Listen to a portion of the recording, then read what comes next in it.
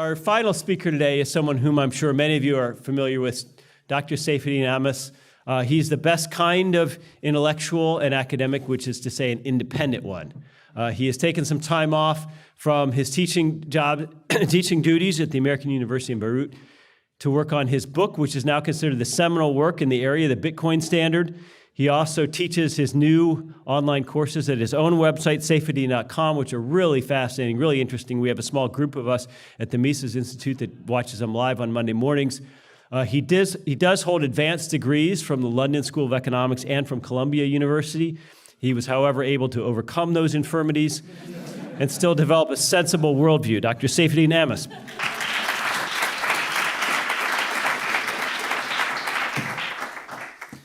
Thank you very much, Jeff, and to everybody at the Mises Institute. It was really down to your work and your beautiful website that I managed to overcome these infirmities, and it is thanks to this that I have, recovered intellectually, and I'm able to stand on my intellectual feet in front of you at the Mises Institute. So thank you so much. It's a true honor to be here.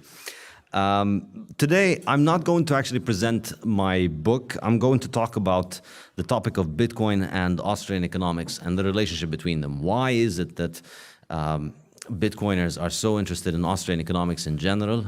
Obviously, far more than the general population is.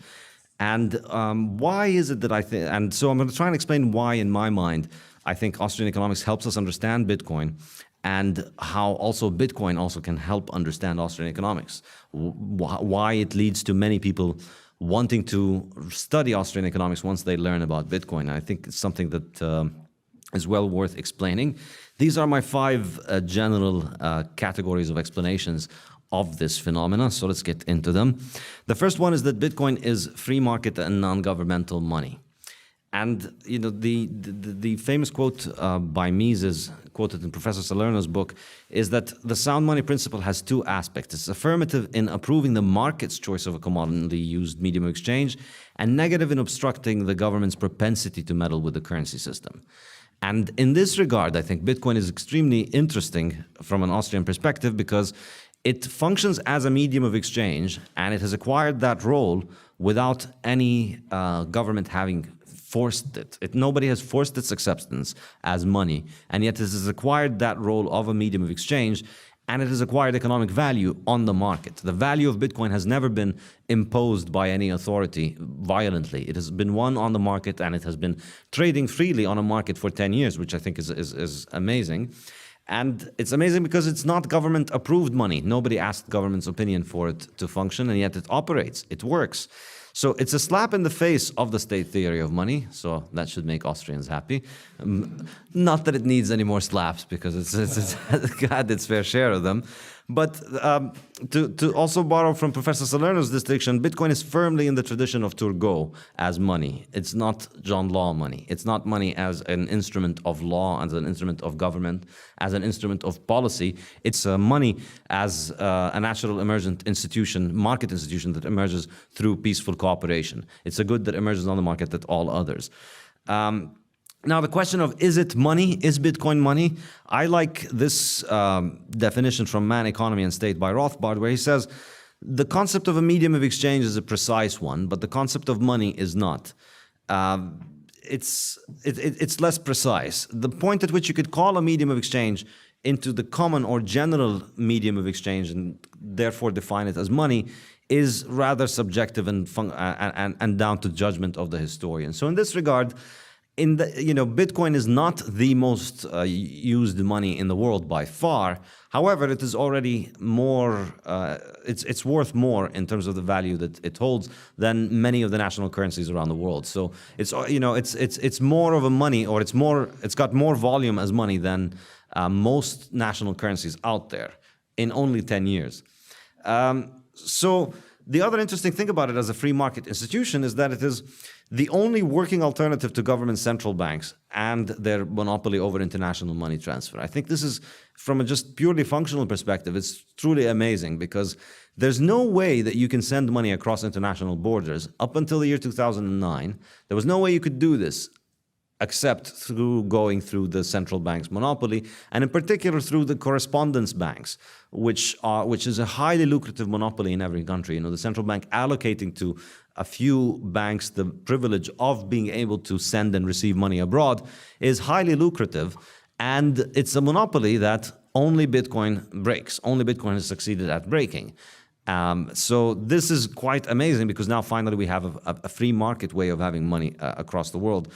And it's, the interesting thing then, once you see that this thing is possible, that it's possible to send money from the US to China without having to resort to any of the political and legal institutions that exist in the US or China, then it becomes possible for people to really see that free market money is possible. And that's when the march down the down the Austrian economics rabbit hole starts to happen. Because the next question is, well, how is free market money different from government money? And the only coherent answer to these explanations can come from Austrian business cycle theory, which will tell you is effectively economic crises and inflation and unemployment are not just the product of how capital markets function. They're the products of the intervention in capital markets through central planning and manipulation by central banks, and that if you had a free market monetary system, then you wouldn't get these kinds of failures happening. So this is the first one. The second one is the fact that Bitcoin continues to operate in spite of having committed the cardinal sin of having a fixed money supply. The Bitcoin money supply can't be increased. Nobody has found a way of making more than 21 million Bitcoins, and yet it works. So really the only version of the universe in which this works is really Austrian economics, because all the other schools of economics have all their various reasons for why the money supply needs to grow at all times. So Bitcoin refutes that inflationist tenet of modern economics, which is almost taken for granted amongst most economists. And the interesting thing about it is that, it's not just a living challenge, it's mathematical almost. We've seen Bitcoin. If you look at the growth in the Bitcoin supply over the last 5 years, it grew, the number of Bitcoins in circulation has grown by about 32%. The value of the daily transactions carried out in Bitcoin in those 5 years has grown by about 2,500% in the same term. So that, the fact that Bitcoin's growth has not kept up with the value or the real market value or the real size of the Bitcoin economy has been no impediment. Bitcoin has just appreciated, and it has not needed the supply rate to increase. So people who believe in the inflationist view of money, who think that the supply needs to continue to increase, need to really ask why, need to now answer the question of what supply growth is necessary, what is insufficient. Why should it be 2%, as some people have suggested, but there's very little evidence as to why. And how, what happens when Bitcoin goes under 2%? Does that mean that Bitcoin stops working? 5%, 10%? Is the size of the growth in the money supply, does it have to be proportional to economic activity or to the number of people? And why can't it be zero? These are all very difficult questions for people to answer if they are not armed with Austrian economics. And that's why they come to Austrian economics when they find out about Bitcoin. Basically, I think it's quite amazing that so far we've not seen a single inflationist economist present a coherent theory or a coherent prediction about why the limited supply of Bitcoin is a problem with Bitcoin. It would really be interesting to see somebody present that if the supply growth rate of Bitcoin is declining, it's around 4%. So eventually it's going to drop below 1% and head towards zero. So it would really be great if any of those people who tell us that money supply growth is necessary could actually formulate a point at which they'll tell us, at this point, Bitcoin stops working because the supply growth is too slow. We've not seen anybody come up with an explanation. If you know anyone, please let them volunteer it. I'd really be interested. The third topic I find interesting is time preference. Austrian economists seem to be the only ones who focus on the importance of time preference. And I think, the impact of the move toward easy money and how that has affected individual and societal time preference is something that you would only really read about in the work of Austrian economists like Professor Holzmann or Professor Hoppe, and the impact of time preference on decision making, and the importance, of course, in Austrian economics of time preferences is unrivaled and is not really analyzed. And we see this. The interesting thing about Bitcoiners and over time is because Bitcoin has appreciated so much, people who have started getting into it have started to really learn what opportunity cost means. Just today, as if to prepare me for this talk, somebody tweeted something that I just saw saying a hangover is Satoshi's way of reminding you that you could have been buying Bitcoin instead with the money that you spent on alcohol. And it's something that for people our generation, it's something that we've never had. Like the concept of saving doesn't really exist. When you're young, it doesn't make sense to save because money loses value over time and you don't know how to invest in the stock market. So the culture of saving, particularly among young people in our generation, isn't very common these days. I'm sure this is not news for anybody here. But Bitcoin changes this quite drastically, and it leads to a lot of people beginning to think much more about the future. And I think, honestly, the reason, the number of people that mention this, that have mentioned it to me personally and that say it online, cannot really be a coincidence. It really forces a shift in the way that you think about things, because when you have access to hard money, it makes it easier to plan for the future. It makes it easier to hold on to value for the future, and that makes it more rational to plan for the future, more successful, more likely to be successful to be planning for the future. So people will start thinking more and more of the future if they have more reliable methods for saving to get to it. And I think that's effectively what Bitcoin is doing. And fourth, ending the Fed.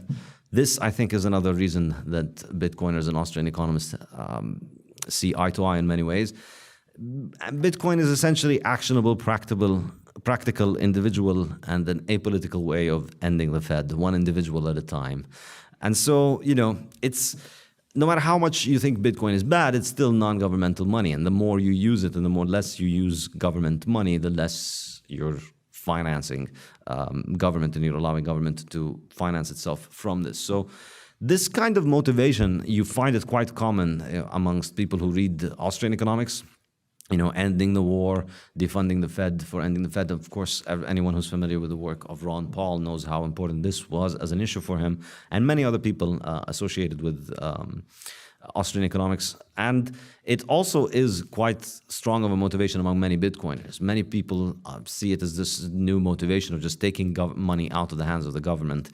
And Bitcoin offers us a new technological way of doing it, which I think is quite interesting. So finally, Bitcoin has exemplary haters. If I haven't sold you on Bitcoin yet, just remember all the people who hate them. The fiat governments, obviously they hate them because it would be a shame if somebody were to take away their printing presses, right?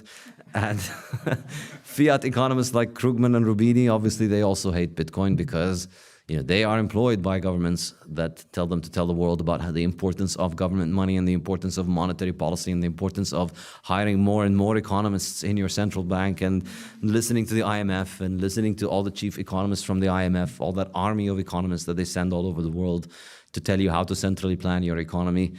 All of that army is financed essentially with government money and credit. Nobody actually would pay for the services of IMF economists like Rubini to go and destroy their country voluntarily. They pay for those things because the IMF walks in with a loan of freshly printed fiat money that they get from their credit line, from the US Federal Reserve. And so it would also be a shame if Bitcoin were to put these people out of a business, wouldn't you say? And of course, monopoly banks that have a monopoly over correspondence banking, and this is one very important monopoly throughout in today's economic activity, and it's something that Bitcoin disrupts. It allows us to have this, instead of having to rely on this old financial, political behemoth monopoly.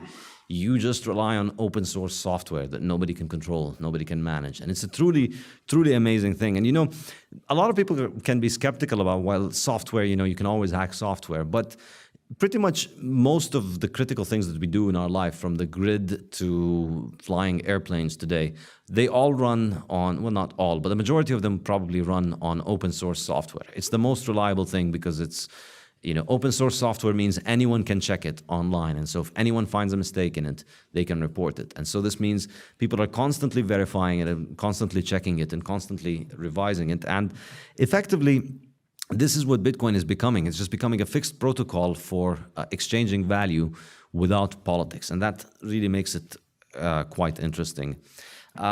Thank you very much for everything. One final announcement. My website, as Professor Deist has mentioned, Saifedean.com, and in the Academy section, I've already offered 2 classes, and I'm going to begin offering the next class now. I'm going to start a Principles of Economics class on based on Murray Rothbard's Man, Economy, and State. And basically, the business model of my website is to teach Austrian economics to Bitcoiners. And so there are, a lot of them are becoming interested in it because of Bitcoin, because of all the reasons that I mentioned. And so if you don't believe me, well, you know, I believe myself enough to set up the website at least. So check it out, and of course, let me know what you think of the syllabus. Obviously, if you have any feedback about it, I would appreciate it. Thank you very much.